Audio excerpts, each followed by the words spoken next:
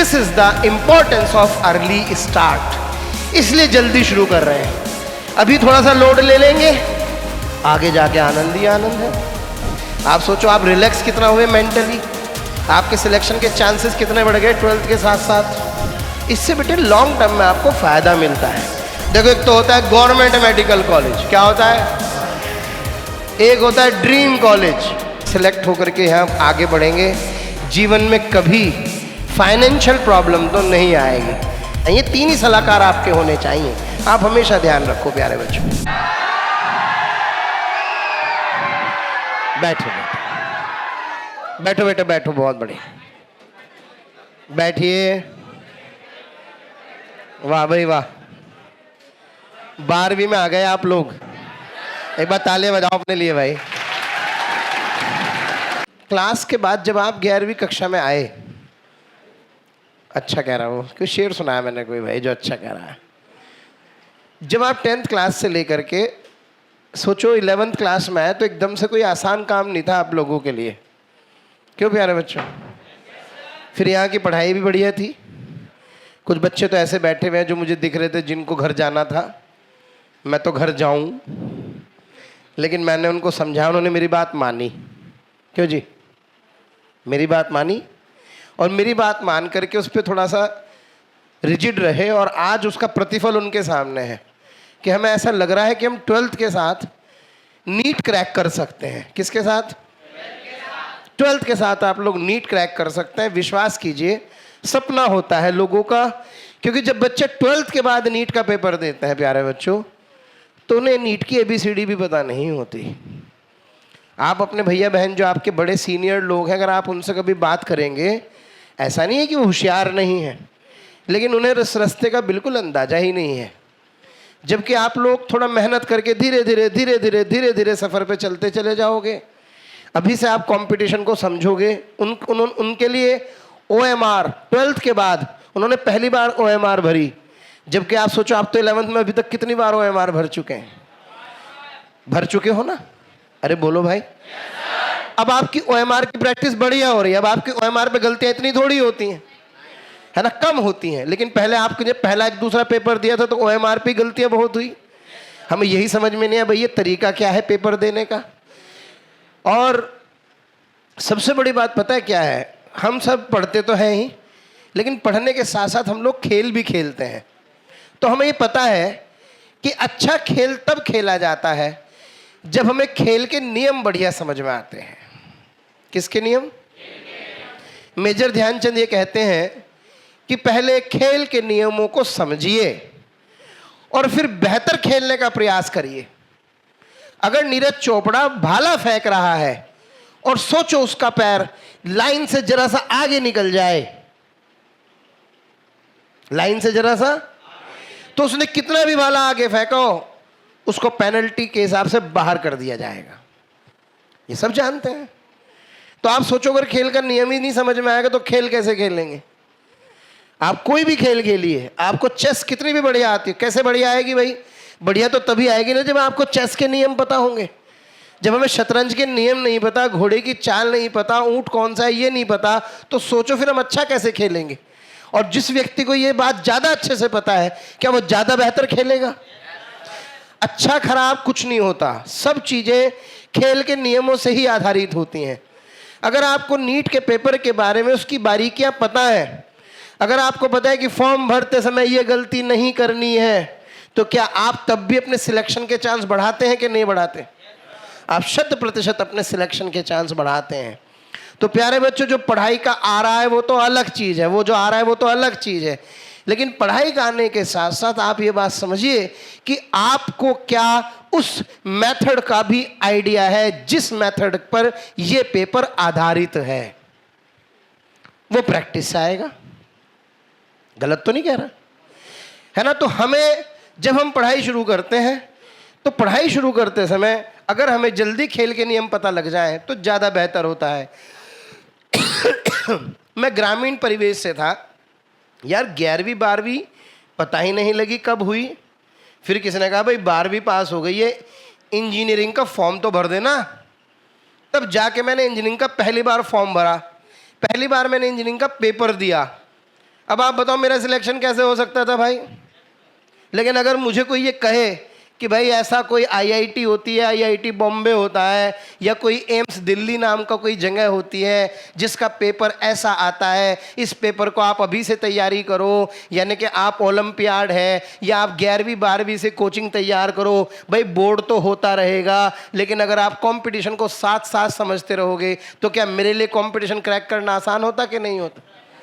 क्योंकि मुझे खेल के नियमों को पहले ही पता होता, मुझे पता होता उसमें OMR आएगा, मुझे पता होता 180 मिनट में कितने सवाल करने हैं, है ना, 180 सवाल करने हैं, है ना, 720 नंबर का पेपर है।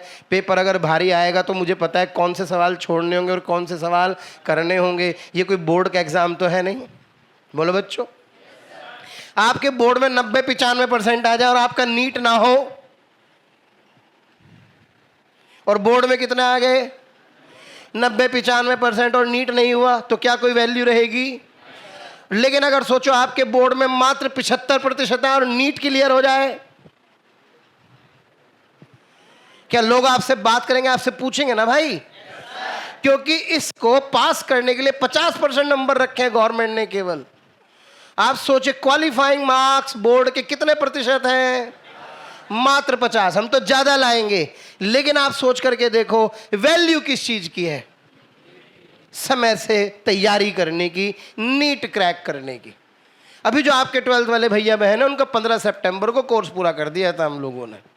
बुलवाऊंगा मैं जरूर किसी ना किसी को, आप चिंता न करें, ऐसी कोई मैं हवा में बात नहीं कह रहा। मैं उनको बुलवाऊंगा, मैं आपके सामने उनसे कहलवाऊंगा, तब आपको समझ में आएगा कि अर्ली स्टार्ट का क्या फायदा है। आज हमें जोर पड़ रहा है थोड़ा सा, अरे 11वीं में शुरुआत में क्लासेस ज़्यादा रही, फिर इसके बाद धीरे धीरे कम भी करी हैं। अरे बोलो भाई, थोड़ी सी बीच में कम भी हुई, ऐसा तो है नहीं, फिर बढ़ी, अब फिर लोड आ रहा है। लेकिन अगर आप अब इसको मैनेज करके ले गए तो आप सोच करके देखो, आप सितंबर 15 से 20 के आसपास फ्री हो जाएंगे 12th क्लास के कोर्स से। ध्यान देना बेटा, 2 मिनट लूंगा बस ये बात आपको बताने में। मैं आपने जब शुरू करा था तो आप अप्रैल से लेकर के अगस्त तक आपके एडमिशन थे, आते रहे, हम भी बैच मिलाते रहे। कुछ बच्चों ने हिम्मत करी, शुरू में 10 थे, फिर 20 हुए। हिंदी माध्यम जोड़ने में तो बहुत मेहनत करनी पड़ती है कि भाई कुछ बच्चों को लगा बार बार एक ही चीज़ पढ़ाए जा रहे हैं, लेकिन उन्होंने बहुत धैर्य रखा। आज धैर्य की सीमा सही साबित हुई, आज हम एक अच्छा खासा बैच बन चुके हैं।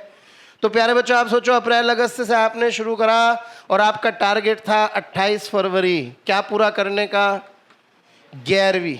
अगर आप सोचो अगले साल फिर अप्रैल से शुरू करके आप फिर फरवरी तक शुरू करते तो सब गड़बड़ हो जाता, क्योंकि 12th के बोर्ड आपके आ जाते,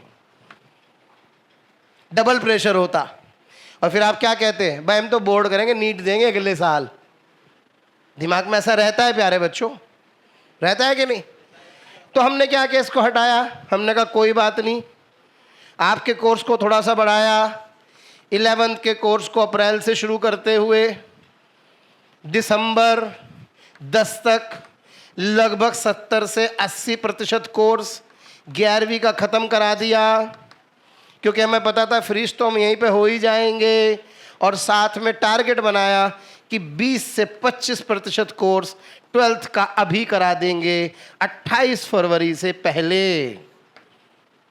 समझना प्यारे बच्चों, क्योंकि कोर्स कम नहीं करना है, लेक्चर कम नहीं करने हैं। कोर्स कम थोड़ी करना है अपने को। अगर कोर्स कम करेंगे तो सिलेक्शन कैसे होगा?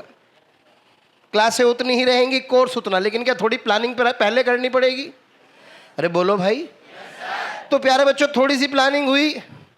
हमने कहा यार एक काम करते हैं, 20 से 25% 12वीं करा देते हैं, 4-5 बड़े बड़े चैप्टर करा देते हैं, ताकि जो बच्चा अप्रैल से शुरू करके यहाँ ख़त्म करता उसको हम दिसंबर से ही शुरू करके सितंबर तक फ्री कर देते हैं। यानी कि जब आपका 12वीं का कोर्स कब खत्म हो जाएगा? 15 सितंबर को खत्म होगा। तो ध्यान से समझना, अगर आपका 15 सितंबर को 12वीं का कोर्स नीट का खत्म हुआ बेटे, इसका मतलब क्या आप 75% NCERT या बोर्ड कवर कर चुके हैं। अरे इसमें भी तो वही आता है भाई, कोर्स तो कॉमन है ना 11वीं 12वीं का।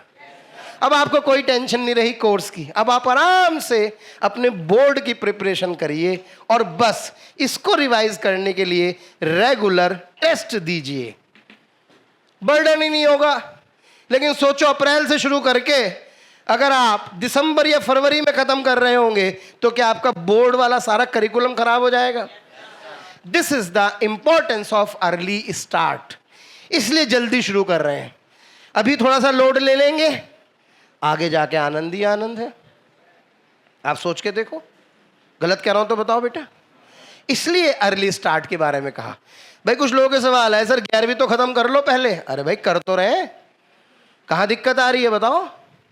चल रहा है धीरे धीरे, आराम आराम से चल रहा है। लेकिन अगर एक एक क्लास की डोज बढ़ा दी तो जरा बताओ काम आसान होगा कि नहीं होगा? इससे बेटे लॉन्ग टर्म में आपको फायदा मिलता है। अब आप सोचो 15 सितंबर को 12वीं खत्म हो गई, 11वीं का रिवीजन करो, एक एक टेस्ट दो, आपका सारा का सारा रिवीजन ढंग से तैयार हो गया। लो साहब, आप सोचो आप रिलैक्स कितना हुए मेंटली, आपके सिलेक्शन के चांसेस कितने बढ़ गए 12th के साथ साथ। आपका पेपर कब है? मई में है। सोचो बेटा, जब मई में आप पेपर दे रहे होंगे और आपका कोर्स सोचो यहाँ तक खत्म हो गया, आपके बोर्ड से भी आप 28 फरवरी तक फारिग हो जाओगे। अरे मार्च के पहले हफ्ते में आप बोर्ड भी खत्म। बोलो क्या बचा भाई फिर? मार्च अप्रैल, मार्च अप्रैल 2 महीने पूरे कम होते हैं क्या? ब्रह्मास्त्र टेस्ट सीरीज सबसे ज्यादा एंजॉय के साथ आप लोग देंगे। और आप इस बात को समझो, 15 सितंबर को आप उन लोगों का कोर्स खत्म हो रहा है जो 2000, आप पेपर कब दोगे भी? ये 26 चल रहा है 25 है, अभी 26 चल रहा है 25, अभी 25 चल रहा है। बोलो भाई, जब अभी 25 में आपने शुरू कर दिया तो 26 तक आपका ही पूरा हो जाएगा। आपका पेपर कब है? 2027 में आप नीट दोगे। तो सोच के देखो कि जो बच्चे नीट 2027 के लिए अपीयर कर रहे होंगे, किसके लिए? लॉजिकल सवाल है, ध्यान से सुनना, दिमाग लगाना पड़ेगा जो मैं कहना चाह रहा हूं। जो बच्चे नीट 2027 के लिए अपीयर हो रहे हैं, इसका मतलब उन्हें 26 से तैयारी करनी पड़ेगी। बोलो भाई, अपने को भूल जाओ, हम तो उन बच्चों की बात करें जो 22 लाख बच्चे हैं। ध्यान से सुनना, अगर 22 लाख बच्चे नीट 2027 के लिए अपीयर कर रहे हैं, कितने बच्चे? जो किसके लिए अपीयर कर रहे हैं? तो वो वही तो यार, वो ऑब्वियस है, पहले पेपर दे के आएंगे, फिर अपना कोर्स अप्रैल से शुरू करेंगे। अप्रैल से शुरू करके कब खत्म करेंगे? क्या फरवरी तक खत्म करेंगे, जो 13 वाले बच्चे भी कर रहे हैं 12th पास? बोलो भाई, तो क्या इनका कोर्स फरवरी 27 तक खत्म होगा? क्या हम भी इन्हीं लोगों के साथ पेपर दे रहे होंगे? लेकिन क्या हमारा कोर्स 15 सितंबर तक खत्म हो गया होगा? तो जो बच्चा फरवरी 27 से पेपर की तैयारी कर रहा है, क्या हम सितंबर 27 से पेपर की तैयारी कर रहे होंगे? क्या हम इन बच्चों से भी 5 महीने आगे होंगे? नहीं समझ में आया? लॉजिकली समझ में आ रहा है? तो आप सोचो, जिन लोगों के बीच में कंपटीशन होना है, उस कंपटीशन में हम ऑलरेडी आगे चल रहे हैं, लेकिन ये आज नहीं आगे चल रहे हैं। इसके लिए बहुत मेहनत करी है भाई। बिल्कुल सर, आज 25 से शुरू करा है हमने। कहां से शुरू करा? तब जाके आज हम यहां पहुंचे। सोच के देखो, क्योंकि तब हम 15 सितंबर पे खत्म करेंगे, तो सोचो हम कितना आगे चल रहे होंगे। और ये तारीख मैं आपके दिमाग में बिठा देना चाहता हूँ, इस साल भी करा और अगले साल भी करेंगे। पूरी कोशिश रहेगी। आप अटेंडेंस 100% रखिए, विश्वास बना करके चलिए, यहीं से सिलेक्शन होने वाला है। और हम सिलेक्शन की तो बात ही नहीं करते, हम बात करेंगे रैंक की। देखो, एक तो होता है गवर्नमेंट मेडिकल कॉलेज, क्या होता है? एक होता है ड्रीम कॉलेज। क्या फर्क है दोनों में? हैं? ड्रीम कॉलेज में तो समझते हो, एक तो गाड़ी, एक ड्रीम कार, अरे एक तो शादी और एक ड्रीम शादी। ओहो, हेलीकॉप्टर से फूल बरस रहे होंगे, हेलीकॉप्टर मंगवाऊंगा।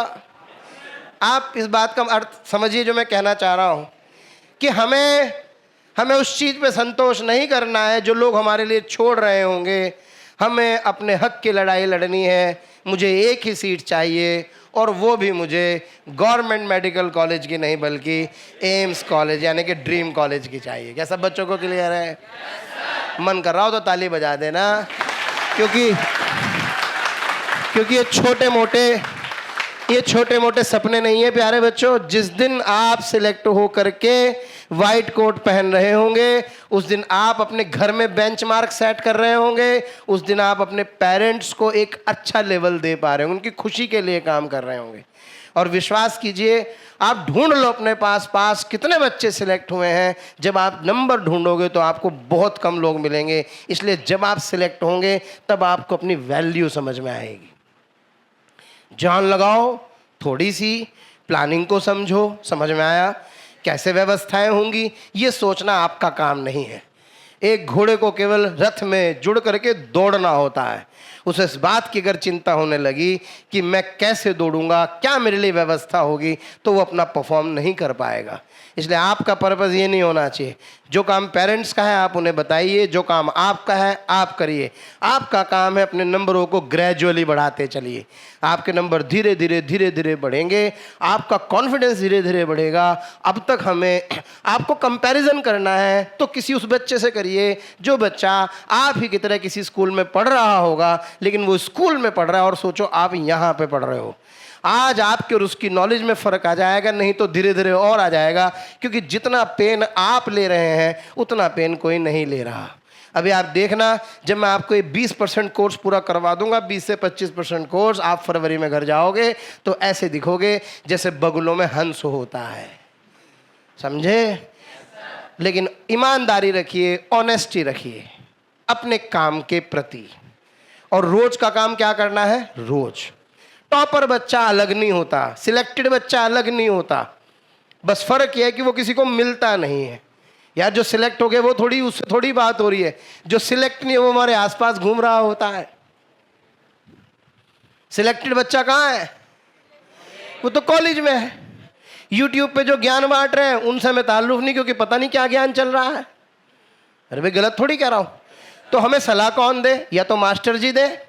मास्टर जी पे इतना समय नहीं होता कि उनसे तन मन की बात कर सकें, लेकिन फिर भी कोशिश तो कर ही सकता है, क्योंकि उनको पता है सिलेक्शन कैसे होता है। या वो बच्चा जो सिलेक्ट होता है, या उसके माता पिता जिनका बच्चा सिलेक्ट होता है। ये तीन ही सलाहकार आपके होने चाहिए। आप हमेशा ध्यान रखो प्यारे बच्चों। बात आपको समझ में आ गई होगी। प्रतिदिन थोड़ा थोड़ा मेहनत करेंगे, अच्छा प्रयास करेंगे, क्यों बेटा? तो हम अपने रिजल्ट तक पहुंचेंगे। काम का लोड मत मानिए, क्योंकि जिस दिन आप सिलेक्ट होकर के यहाँ आगे बढ़ेंगे, जीवन में कभी फाइनेंशियल प्रॉब्लम तो नहीं आएगी। पैसे की कमी की वजह से तो लाइन में नहीं लगना पड़ेगा, मैं आपको सच बता रहा हूँ। जीवन आनंदित होगा। और सबसे बड़ी बात पता क्या है? बात पैसे की नहीं है। बात यह है कि आप वो काम कर रहे होंगे जो दुनिया भी चाहती है, लोगों की सेवा करना, और आपको उसका पैसा भी मिलेगा, और आपकी समाज में इज्जत भी होगी, और आप सामाजिक कार्य भी कर रहे होंगे। सोचो एक आदमी पैसा कमा रहा हो लेकिन समाज के काम ना आ रहा हो, तो क्या उसकी कोई वैल्यू है? लेकिन आप सोचो, क्या आप पैसा कमा रहे होंगे? क्या आप लोगों की सेवा कर रहे होंगे? क्या आपके काम की दुनिया को आवश्यकता होगी? सोच करके देखो बेटा, आपके काम की दुनिया को आवश्यकता भी होगी। और सबसे बड़ी बात यह है कि आप सामाजिक कार्य भी कर रहे होंगे। जीवन में ऐसा रास्ता लोगों को नहीं मिलता। तो हम तो भाग्यशाली हैं कि हमें आपको पढ़ाने का मौका मिल रहा है, लेकिन आप भी भाग्यशाली हैं कि आपको समय रहते सही दिशा में बढ़ने का मौका मिल रहा है। हमें कोई नर्सिंग परसिंग नहीं करनी है, हमें कोई बीएससी नहीं करनी है। वो करने के लिए हम यहाँ पर नहीं आए भाई। हमें तो क्या चाहिए?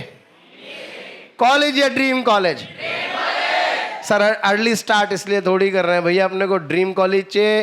लड़ाई किसकी है? ड्रीम कॉलेज की। आप सोचिए, जब लाइफ में कोई प्लान बी नहीं होता, लाइफ में केवल कौन सा प्लान होता है? प्लान ए होता है। एक बहुत फेमस कहानी है जिस कहानी का नाम है बर्न द शिप्स। क्या नाम है? ना, बर्न द शिप। यानी कि जो शिप होते हैं आप सब जानते हैं, पानी पे चलने वाले जो शिप है प्यारे बच्चों, इसे बोलते हैं बर्न द शिप्स। तो बर्न द शिप की कहानी है इसमें क्या होता है, एक बड़ा राजा एक छोटे राज्य के राजा पर अटैक करने की तैयारी कर रहा होता है। इसको पता है हम हार जाएंगे, क्योंकि हमारी शक्ति, हमारी औरत और बच्चों को बंधक बना लिया जाएगा। पराधीन सपने हो सुख नाही, हम पराधीनता में नहीं रहेंगे। लेकिन इनके पास कोई दूसरा विकल्प नहीं था, तो इन्होंने कहा एक काम करो, यहाँ तो योजना बन रही है, हम अटैक कर देते हैं। ये तो 3 दिन बाद हमारे ऊपर धावा बोलेंगे, हम आज रात को ही धावा बोल देते हैं ताकि हमें जल्दी अटैक करने का फायदा हो जाए। तो ये अटैक करने की जब पोजीशन में पहुंचते हैं, तो जैसे ही अटैक करने की पोजीशन में होते हैं तो रास्ते में एक नदी पार करके जाना होता है। तो जैसे ये नदी पार करके यहाँ पहुँचते हैं, इन सब की नौकाएं यहाँ खड़ी होती हैं।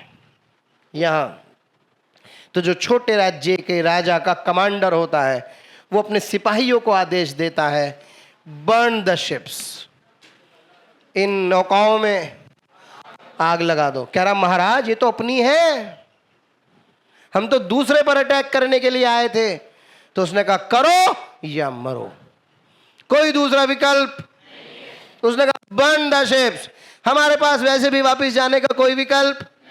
आप जब लड़ेंगे तो मन में एक ही विचार होगा, जीतना है या अपने को बचाना है, भागना नहीं है। यही हुआ। इन्होंने जैसे ही शिप्स में आग लगाई, प्लान भी खत्म, केवल प्लान ए पे काम किया। और इसके लोगों को इतना मनोवैज्ञानिक लाभ मिला। फायदा तो इसी बात का हुआ कि रात को युद्ध किया उसी समय, लेकिन उसके साथ मनोवैज्ञानिक लाभ मिला।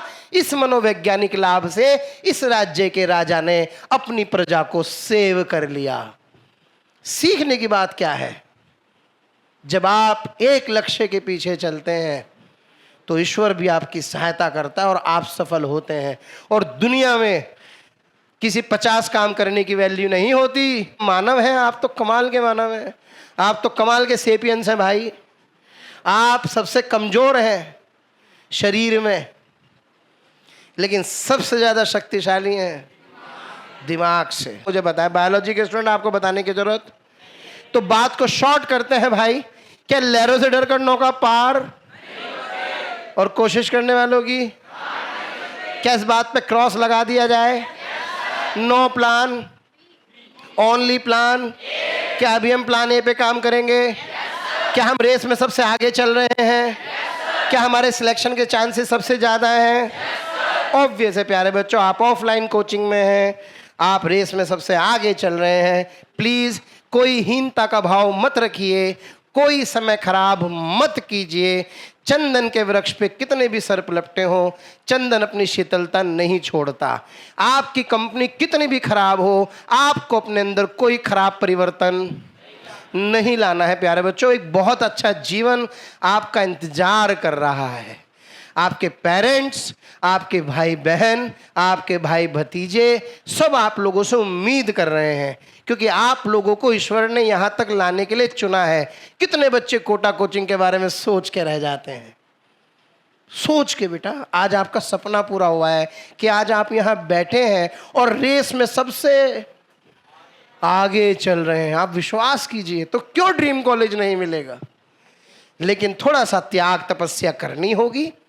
हमें ये बात समझनी पड़ेगी कि हमें सफल कैसे होना है, और आपको कुछ नहीं करना है, बस आपको अपने सिस्टम के साथ बन करके चलना है।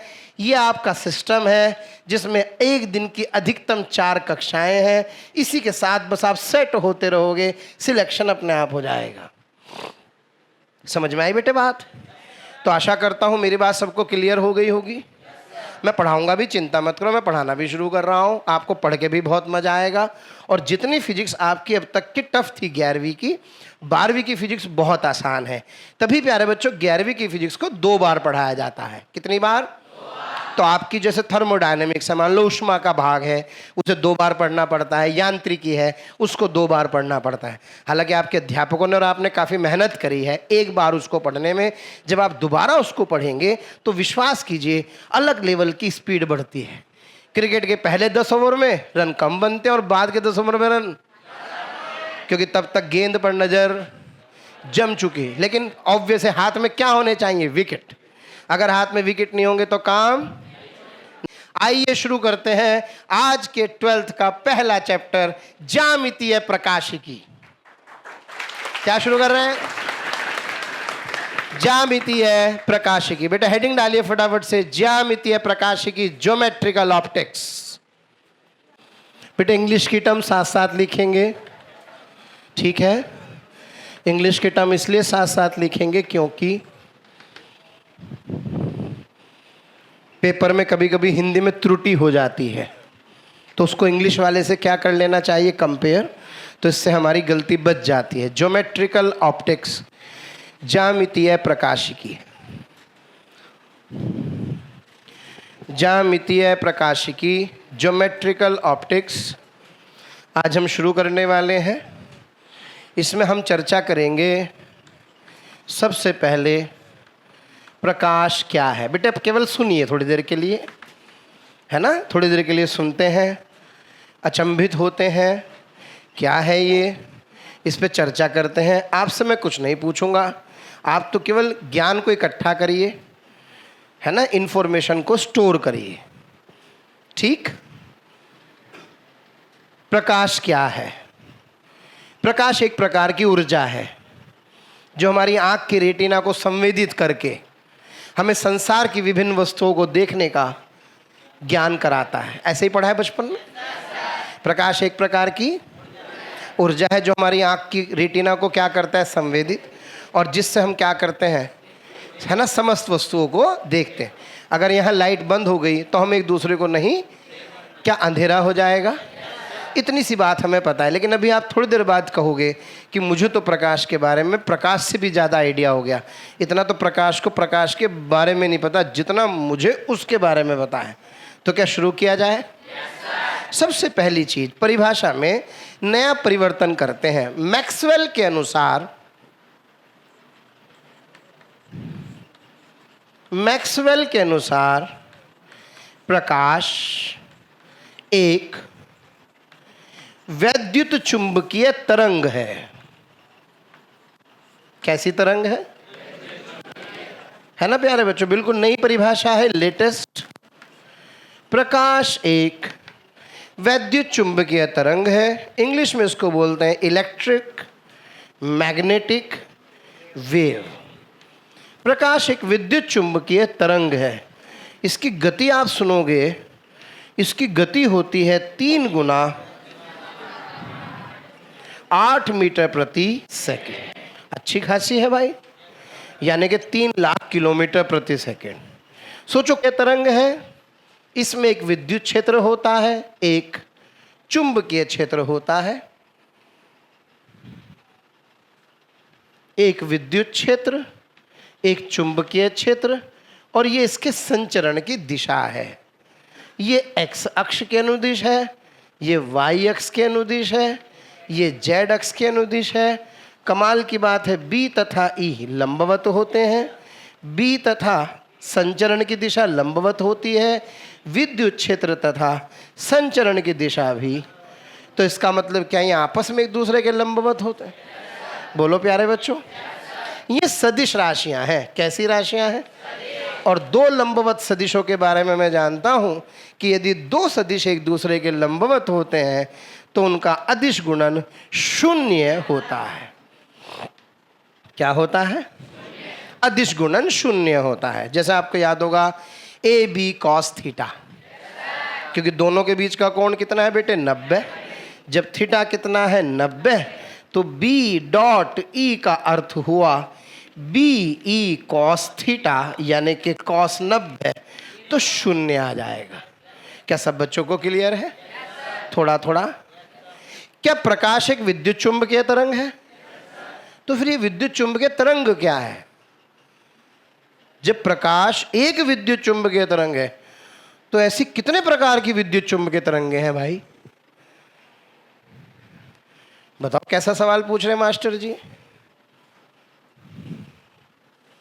प्यारे बच्चों, विद्युत चुंबकीय तरंगे बहुत सारे प्रकार की होती हैं।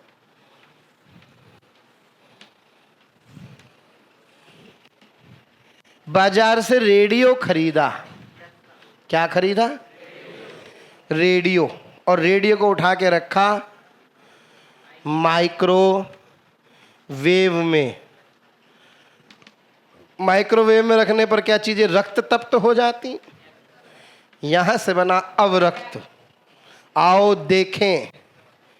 देखें मतलब दृश्य प्रकाश।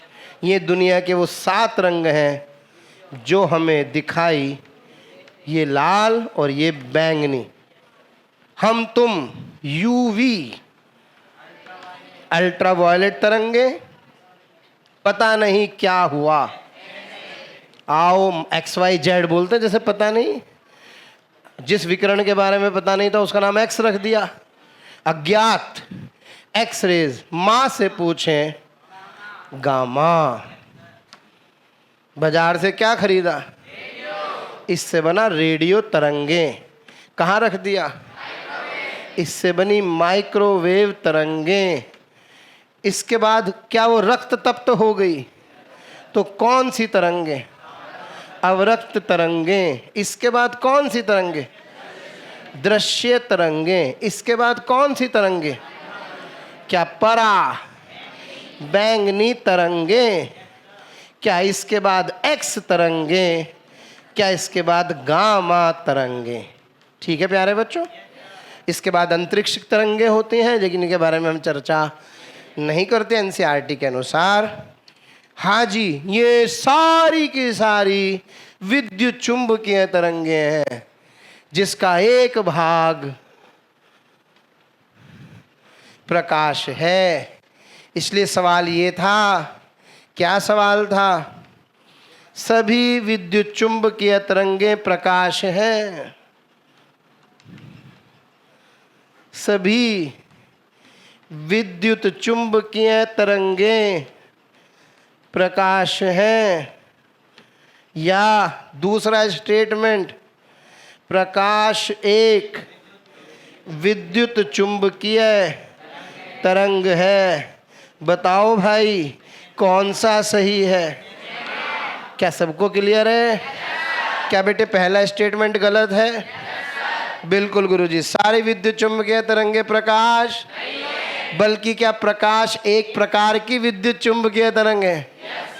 तो विद्युत चुंबकीय स्पेक्ट्रम का वह भाग जो कि 4000 एंगस्ट्रॉम से क्या कहलाता है? प्रकाश कहलाता है। क्या कहलाता है? ये प्यारे बच्चों प्रकाश कहलाता है। तो सब कुछ प्रकाश नहीं। कमाल की बात यह है कि इसकी चाल भी सी, इन सब की चाल सी है, यानी कि प्रकाश की चाल ही है। यानी कि रेडियो तरंगे भी इसी गति से चलती हैं, जिस गति से। तो आज एक बढ़िया सवाल समझ में आया। एक्स तरंगों की चाल क्या है? सी है, और वो भी हवा अथवा निर्वात में। अलग अलग माध्यम में चाल क्या होती है? अलग अलग, परंतु हवा तथा निर्वात में इसका मान इतना रहता है। बोलो बच्चों, समझ में नहीं आया? क्या सबको क्लियर है? लेकिन इनकी ऊर्जा अधिकतम होती है।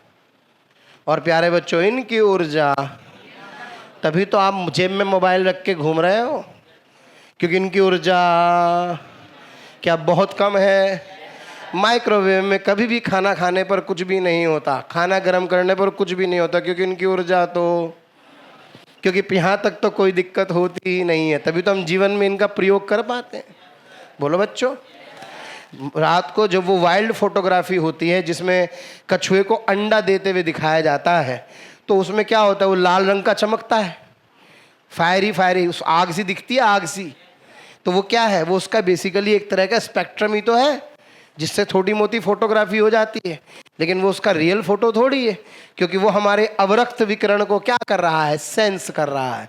तभी तो फायरी फायरी लाल लाल सा दिखाई देता है। और यहाँ तक दिखता है, ये दिखाई देता है, ये दिखाई नहीं देता, लेकिन ये होता है। इसकी ऊर्जा मिनिमम, उसकी ऊर्जा अधिकतम, इसकी आवर्ती न्यूनतम, इसकी तरंग दैर्ध्य अधिकतम, इसकी आवर्ती अधिकतम, इसकी तरंग दैर्ध्य। यहाँ से यहाँ तक चलने पर तरंग दैर्ध्य घटती है, आवर्ती ऊर्जा। क्या सबको क्लियर है? ईमानदारी से इस विद्युत चुंबकीय स्पेक्ट्रम का यह भाग क्या कहला रहा है? प्रकाश कहलाता है। क्लियर है? कोई डाउट है किसी तरीके का? क्या नोट करना शुरू करेंगे? आराम से नोट करिए, एक एक पॉइंट बना करके, जल्दी कुछ नहीं है। समझ में आया? कोई भी सवाल हो हाथ के हाथ ही निपटाएंगे, घर के लिए कोई काम नहीं है। मॉड्यूल मिला नहीं अभी? कोई बात नहीं, जिन पे है वो अब ऐप से खोल लो बेटा, ऐप पे उपस्थित है। मोशन लर्निंग ऐप तो है आपके पास, उससे हो जाएगा, कोई चिंता वाली बात नहीं। गामा तरंगे, गामा तरंगों की ऊर्जा सबसे, आवर्ती सबसे, तरंग दैर्ध्य सबसे, रेडियो तरंगों की लैम्डा सबसे, आवर्ती ऊर्जा, सबकी चाल समान है, सबकी चाल। अच्छा आगे जाके पढ़ेंगे, मैं वैसे ही बता दूं, विद्युत क्षेत्र को बेटे एप्सिलॉन नॉट से तथा चुंबकीय क्षेत्र को म्यू नॉट से डिनोट करते हैं। इसको पढ़ते हैं एफ साइलन। अभी आगे जाके विद्युत स्थिर वैद्युत की में पढ़ोगे, और इसको बोलते हैं हम, इसको कहते हैं म्यू, म्यू। ये चुंबकशीलता को बताती है, चुंबकशीलता को। और ये किसको बताती है? वैद्युतशीलता को बताती है।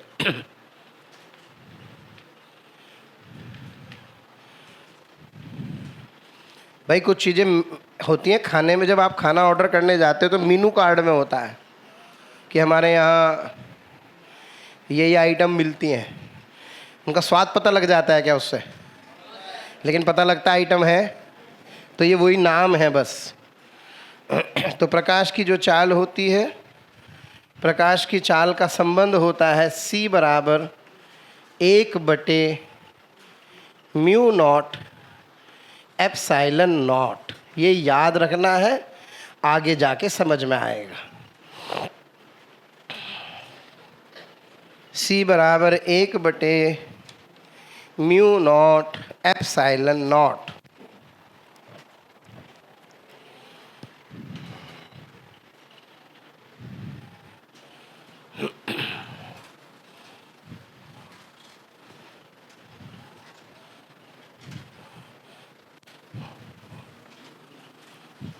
क्या प्रकाश एक विद्युत चुंबकीय तरंग है? क्या सभी विद्युत चुंबकीय तरंग प्रकाश हैं? है भाई? नहीं गुरुजी, प्रकाश तो कुनबे का हिस्सा है। क्यों भाई? चलिए आगे बढ़ते हैं, मज़ेदार बात करते हैं। बेटे एक छोटी सी बात बताओ। हाँ भाई, 2 + 2 4। कोई बड़ा काम तो नहीं है? ये बड़ा काम है। अरे सही है। 4 + 4 क्या बेटे 8 हो गया? x + x क्या 2x हो गया? पता नहीं मास्टर क्या बताना चाह रहा है, ध्यान से सुनना, मज़ा आएगा। तो जरा बताओ। हाँ जी, C + C क्या 2C आना चाहिए? नहीं, C + C भी C ही आता है।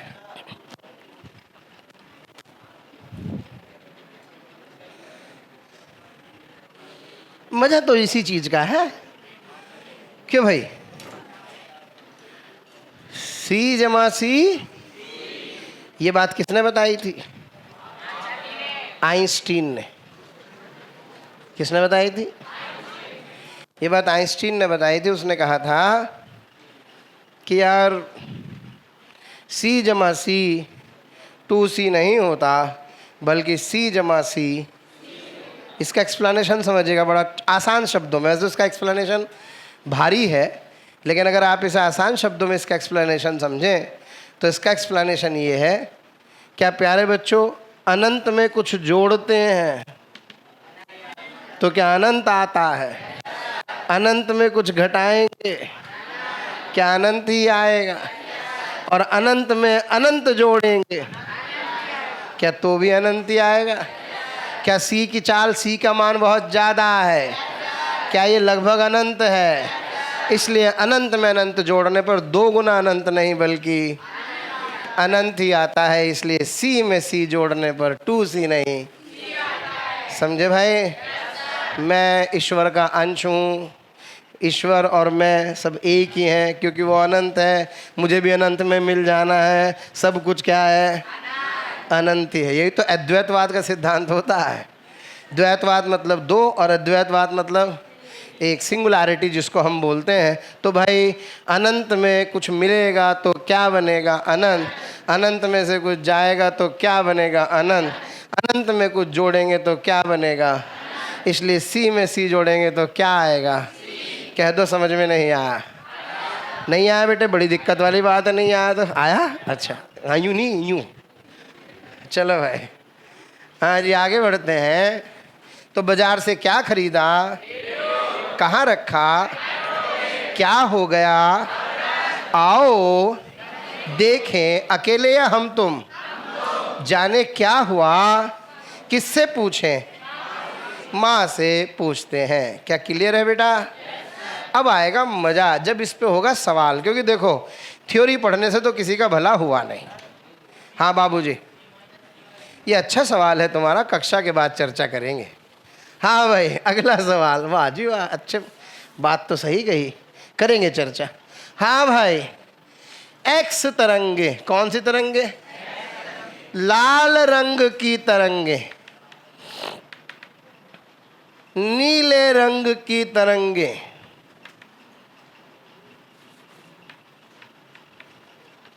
रेडियो तरंगे,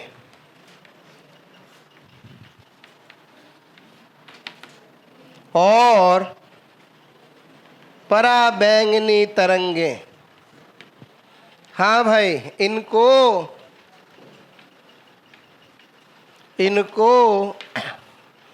बढ़ती हुई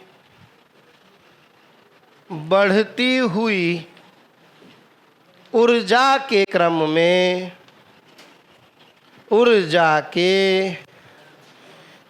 में व्यवस्थित कीजिए।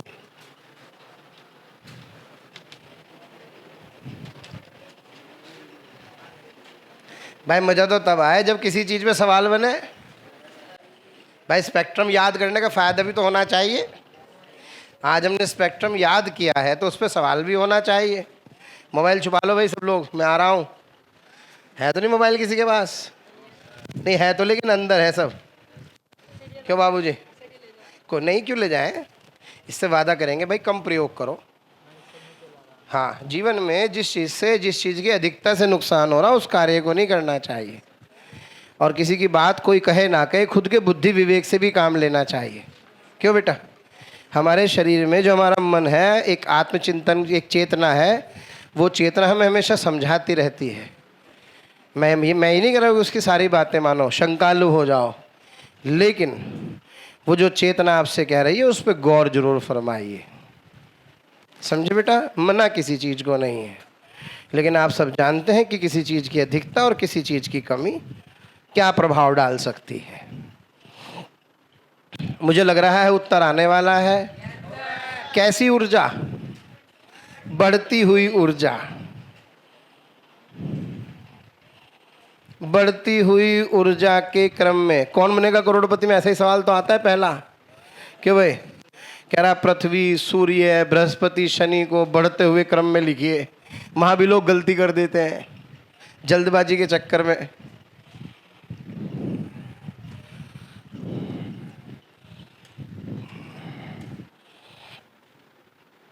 आगे बेटा, पहले कम वाला या ज्यादा वाला है? बाद में? लो जी, तो सबसे पहले रेडियो तरंगे आएंगी भाई, 1 नंबर बात। यानी कि इसका मतलब सबसे पहले आएंगी रेडियो तरंगे, नंबर 1। इसके बाद क्या? लाल रंग, इसके बाद क्या नीला रंग, इसके बाद क्या पराबैंगनी तरंगे, इसके बाद कह दो समझ में नहीं आया। अरे क्लियर है? क्या आप इस पे सोचो कितने सवाल बना सकते हो। अरे ये बढ़ती हुई ऊर्जा थी, क्या बेटे ब्रैकेट में क्या बढ़ती हुई आवर्ती भी हो सकता था? आवाज नहीं आ रही। और क्या इसी पर घटती हुई तरंग दैर्ध्य भी आ सकता? क्योंकि घुमा फिरा करके बात एक ही है। जितने जोश के साथ हम स्टार्टिंग करते हैं, अगर उतने ही जोश के साथ आखिरी समय तक रुक जाएं, तो परिवर्तन वास्तव में प्रशंसनीय होते हैं। लेकिन सवाल ये है कि रुके तो कोई। हाँ जी बेटा, आगे बढ़ो। ये सबको समझ में आया? थोड़ा थोड़ा या पूरा पूरा? अब देखो, मजेदार चर्चा करते हैं छोटी सी प्रकाश के बारे में। प्यारे बच्चों, एक पद है उत्सर्जन। इंग्लिश में इसको कहते हैं बेटे एमिशन। एक पद है परावर्तन, इसे कहते हैं रिफ्लेक्शन। क्या कहते हैं? देखो, दोनों बातों में ध्यान से समझना, मजा आएगा। एक चीज परावर्तन है और एक चीज क्या है? उत्सर्जन। सूर्य चमक रहा है,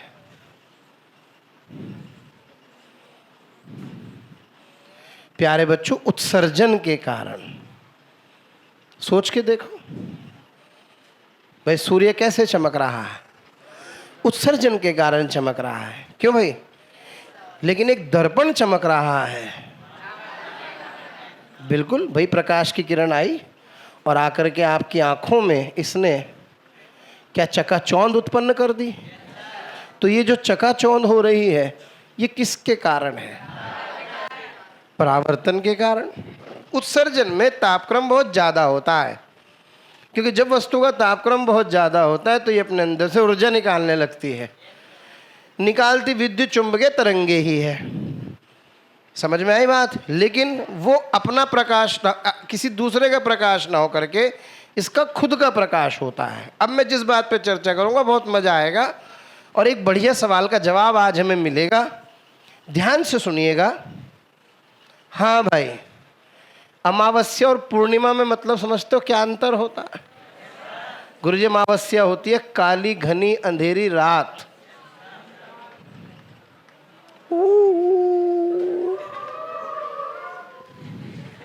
होती है कि नहीं?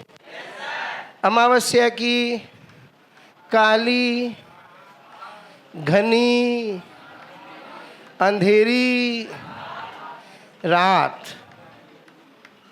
अरे ध्यान से सुनिएगा। और आप देख रहे हैं एक रक्त तप्त क्षण को। किसको भाई? कोई भी बात, मजाक तो अच्छी बात है, लेकिन जरा सोचो साइंटिफिकली लॉजिकली हो तो कितना मजेदार होता है। आप कभी किसी जानवर को जब बुलाते हैं तो उसको ध्यान से देखोगे तो वो एकदम आपकी तरफ नहीं आता। अपनी जिस स्थिति में खड़ा होता है सबसे पहले अपनी गर्दन घुमाता है, अपने कानों को अलाइन करता है। हाँ हाँ, यकीन करो, ये सिद्धांत शायद आपको, मतलब हर चीज के पीछे साइंटिफिक लॉजिक है। कोई आपको किसी भी बात को ऐसे नहीं कहा जा रहा है। तो हर चीज का लॉजिक है, लॉजिक पे ही हम चर्चा करते हैं। तो सर वो क्यों करता है ऐसे? भाई सवाल तो सही है, करेंगे चर्चा बाद में, पहले इसकी बात करें। वापस लौटो। हाँ भाई,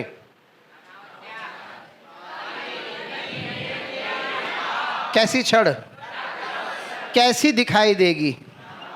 क्या लाल दिखाई देगी? उत्सर्जन के कारण। किसके कारण? अब दूसरा केस देखते हैं भाई। रूम नंबर, कौन सा कमरा है आपका? रूम नंबर 8 में, इस कमरे में ट्यूबलाइट लगी है और मोशन के बच्चों की जो टी शर्ट है वो कैसी दिखाई दे रही है? लाल रंग की दिखाई दे रही है। क्या दोनों लाल हैं? बोलो भाई। क्या इसका तापक्रम बहुत ज़्यादा है? इसका तापक्रम ज़्यादा। तो इसके अच्छा, लाइट चली गई तो क्या लाल दिखाई देगी? क्या यहाँ लाइट चली गई कोई फर्क पड़ रहा है? लेकिन अगर सोचो लाइट चली गई तो क्या लाल दिखना बंद हो जाएगा? तो इसका लाल दिखना परावर्तन के कारण है। किसके कारण है? लेकिन इसको भी समझो जरा परावर्तन का। मेरी लाल क्यों नहीं दिख रही भाई? मेरी तो नीली दिख रही। भाई बात ये भी तो है गुरुजी, हमारी लाल आपकी नीली क्यों है जबकि लाइट तो एक जैसी है? तो इसका मतलब ये है प्यारे बच्चों कि जो आपका एक कपड़ा है इसका एक गुणधर्म है। क्या गुणधर्म है? कि जब इस पर एक श्वेत प्रकाश आकर के गिरता है तो ये श्वेत प्रकाश जिसमें 7 रंग हैं, VIBGYOR, इसमें से सब अवशोषित होते हैं। केवल मेरी आंख में लाल रंग आता है। तो कौन सा रंग परावर्तित हुआ? जैसी कोई चीज दिखाई दे रही है। तो आज आपके बात समझ में आ गई होगी कि आपका लाल रंग का दिखना उत्सर्जन के कारण नहीं, किसके कारण है? तो गुरुजी क्या लाइट का बल्ब बदल देने पर रंग बदल जाएगा? बिल्कुल बदल जाए। अरे डिस्को में ऐसा नहीं होता? जब आप डिस्को में जाते हैं तो शर्ट आपके अलग रंग की दिखती है क्योंकि वहाँ लाइट अलग अलग तरह की है। क्योंकि जैसा प्रकाश होगा स्वाभाविक है वैसा ही अवशोषण और परावर्तन होगा। जो परावर्तन होगा वैसी कोई चीज दिखाई देगी। नहीं समझ में आया? थोड़ा थोड़ा ईमानदारी से तो जरा सोचो ये नीला क्यों दिख रहा है? तो एक ही बात बोलनी है बस, कौन सा रंग परावर्तित? बाकी सारे रंग। अब सवाल आएगा मजेदार, जिस सवाल की चर्चा कर रहे हैं। ये तो काम का नहीं था इसलिए मिट हो रहा हूं। ये बहुत प्यारा फेमस सा सवाल है, अगर आपने कभी सुना हो प्यारे बच्चों। 2 गुब्बारे हैं, एक लाल रंग का और एक नीले रंग का। इस पर लाल रंग की लेजर आई, कैसी? और इस पर भी लाल रंग की लेजर आई। तो बताइए कौन सा गुब्बारा पहले फूटेगा?